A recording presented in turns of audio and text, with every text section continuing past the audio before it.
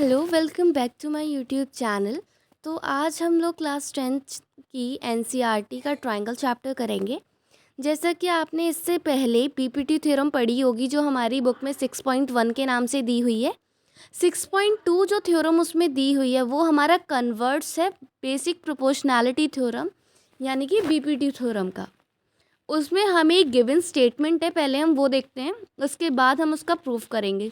क्योंकि हम ऐसे कैसे मान ले, आपको पता है कि मैथ्स तो पूरा प्रूफ का गेम है। तो इसमें हमें पहले प्रूफ करना होगा कि ये जो कन्वर्स हमने निकाला है ये गलत है।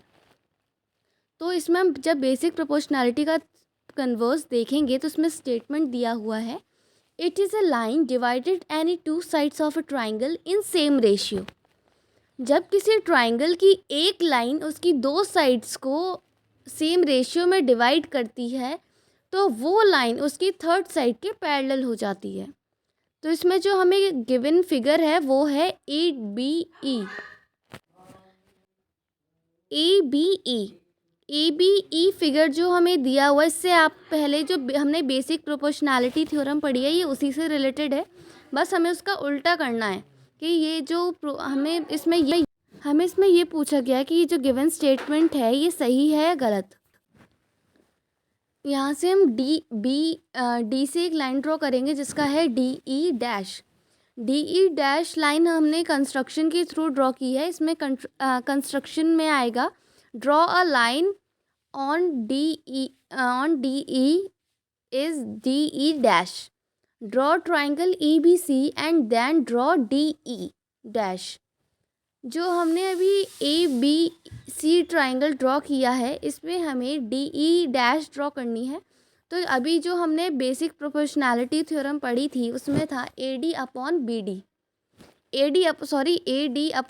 B equals to A E upon E C. ये हमने बेसिक प्रोपोर्शनैलिटी थ्योरम के थ्रू देख लिया है।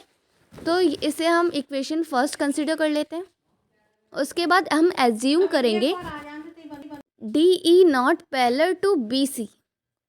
अभी जो हमने इसका कन्वर्स निकालेंगे तो इसमें हमें ये सोच के चलना, एज्यूम करना है कि जो डी ई है वो बी सी के पैरेलल नहीं है। तो हमने एज्यूम कर लिया D E not parallel to B C. अब हम ड्रॉ करेंगे डी ई डैश, जो मैंने अभी बताया आप पहले, इसमें हमने जो कंसिडर किया था कि कंस्ट्रक्शन के थ्रू डी ई डैश।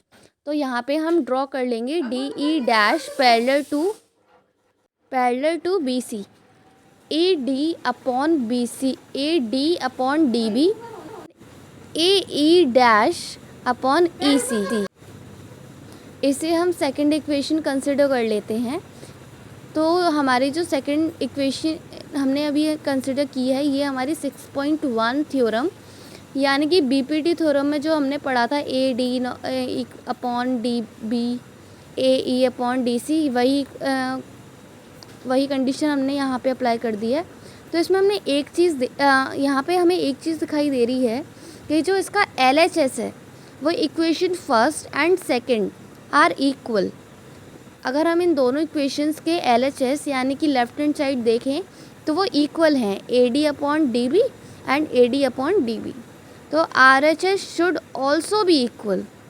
तो जो इसके RHS हैं वो भी इसके इक्वल हो जाएंगे। तो RHS should also be equal.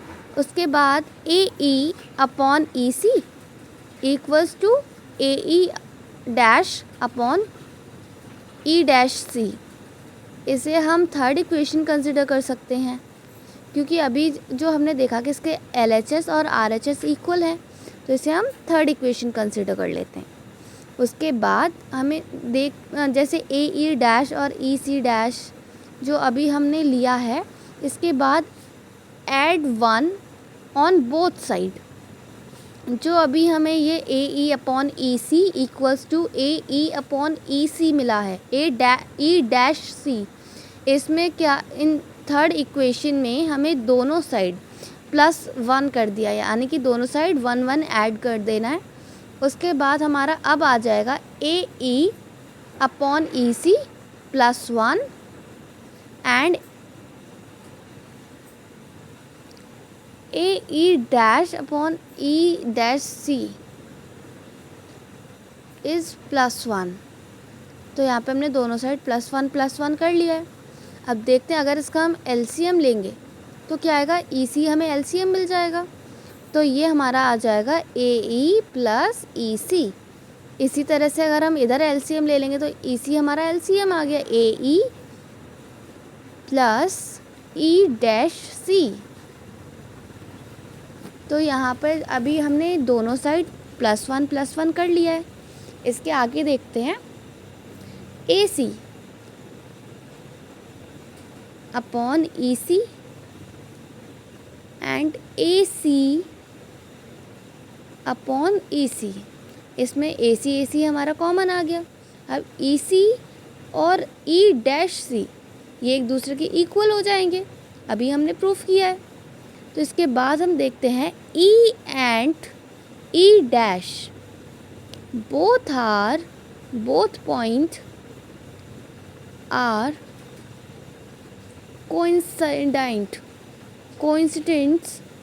ये इन दोनों के कोइंसिडेंट्स हैं जो अभी हमने इसके कोइंसिडेंट्स देखे, E एंड E-। तो इसका यहाँ पे स्पेस कम है इसलिए दूसरे साइड इसी पेज पे दूसरे साइड कर लेते क्योंकि वरना बहुत ज़्यादा कंफ्यूजिंग हो जाएगा। तो अभी जो हमने देखा E and E-, both are coincidents. तो coincidence therefore DE- parallel to BC and DE parallel to BC।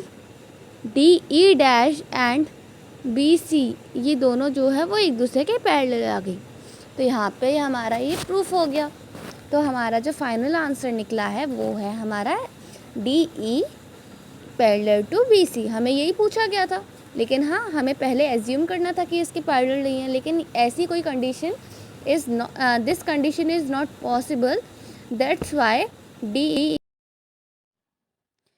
AC upon EC equals to AC upon E-C में AC हमारा कॉमन आ गया। तो अब हमारा EC इक्वल्स टू E-C हो गया। तो हम लिख सकते हैं E and E-, both points are coincides है। तो E एंड E- जो है कोइंसिडेंट्स हमें मिल गए हैं। इसके आगे हम देखते हैं कि अगर यहाँ पे पेज एक्चुअली यहाँ पे पेज कम था तो यहाँ पे मैं लाइन ड्रॉ करके कर रही हूँ। अगर आगे नेक्स्ट पेज पे करते तो थोड़ा कंफ्यूजिंग हो जाता है, इसलिए देख लेते हैं। इसमें फर्स्ट हम लिखेंगे therefore draw DE parallel to BC and DE parallel to BC। ये हमें यही प्रूफ करना था जो हमने अभी प्रूफ किया है। तो हमारा आंसर यहीं पे ख़त्म होता है। I hope you understand and if you like the answer and hope you share and subscribe. अगर आप लोगों को ये आंसर पसंद आया हो, आप लोगों के लिए हेल्पफुल हो, तो प्लीज़ चैनल को लाइक शेयर सब्सक्राइब ज़रूर कीजिए। तो आगे की जो क्वेश्चन आंसर है वो हम आगे करेंगे। Bye bye.